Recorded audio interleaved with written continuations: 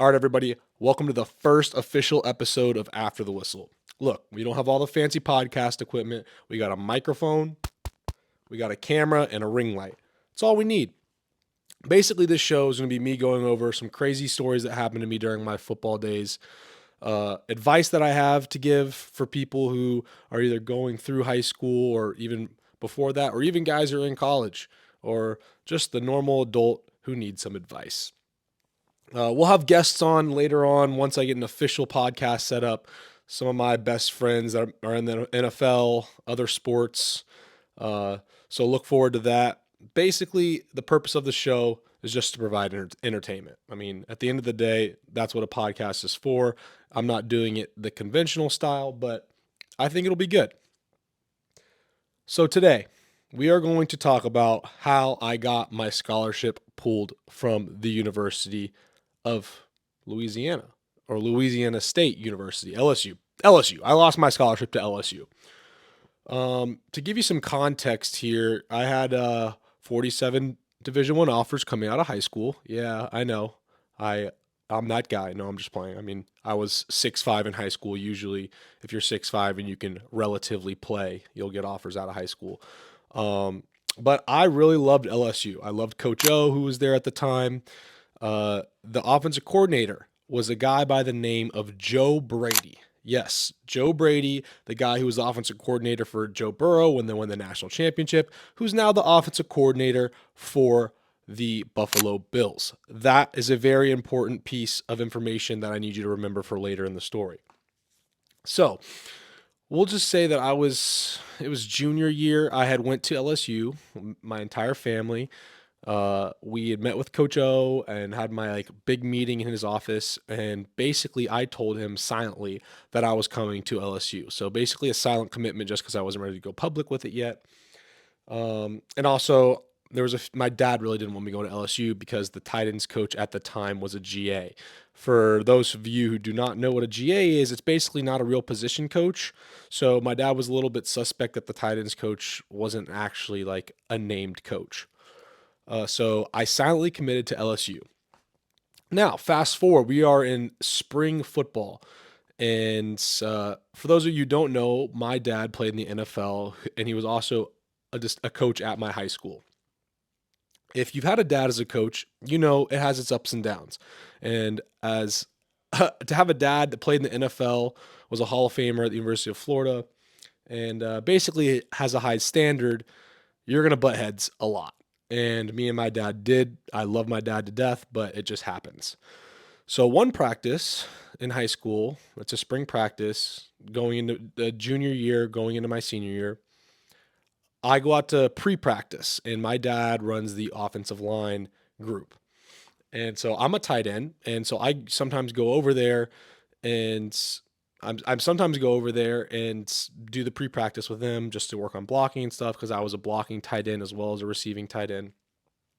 And my dad, I don't even remember what he said, or he was just on me that day. He was just on another level, and so I got pissed. And so I was like going through the drills, super like lackadaisical, like basically just like, punching the bag, slapping it, and I'm just pissed off. I don't even want to hear. My dad's yelling at me, and my dad knows that the LSU offensive coordinator at the time, Joe Brady, is there with a camcorder behind the bushes videoing me from like 100 yards away. My dad knows. He doesn't tell me. And so we get done with pre practice. I go over to my buddy, Clark Wickman. Shout out Clark, legend. And I say, yo, let's try and catch every single ball this practice one handed. Now, mind you, I still have no idea that the school I'm silently committed to, the offensive coordinator for that school is there, who is now the offensive coordinator of the Buffalo Bills. So I mean, this guy was legit. He's there with a camcorder, literally hiding behind bushes in like the goalposts on the opposite end of the field, videoing me my entire practice from the moment I walked out of the tunnel to the moment I like got done with practice.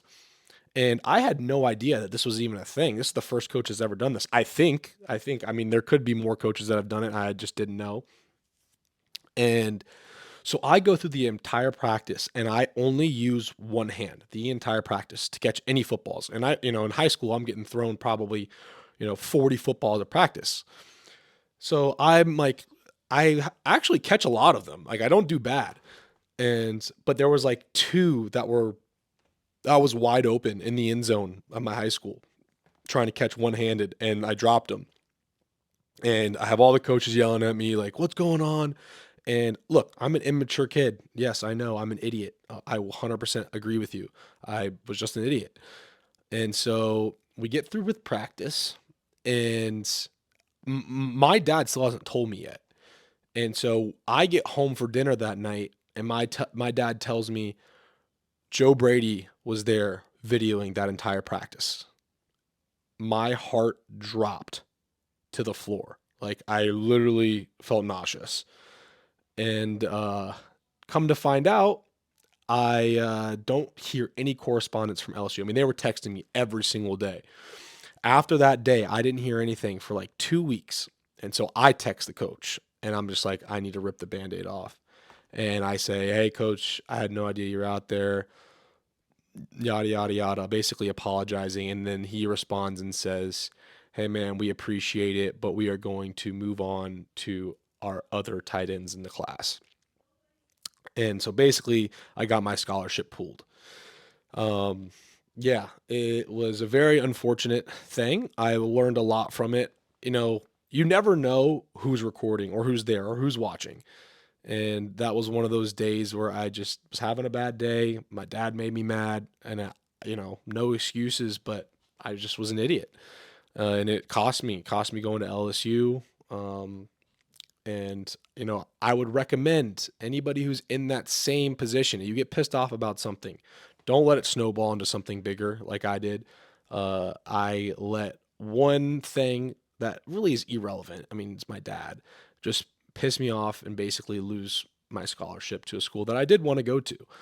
And that's how I lost my scholarship to LSU. That's it for the first episode of After the Whistle. Like, comment, subscribe. Look, these episodes aren't going to be long, especially the ones where I'm by myself. Once we get guests on the show, then yeah, they'll be a little bit longer, but uh, I'll be posting probably once or twice a week, and they'll be quick, good stories, advice. DM me anything you want to hear from me about Florida or my recruiting or even in high school, and I'll try and get to it on the show. Other than that, that's it. I'll see you after the whistle.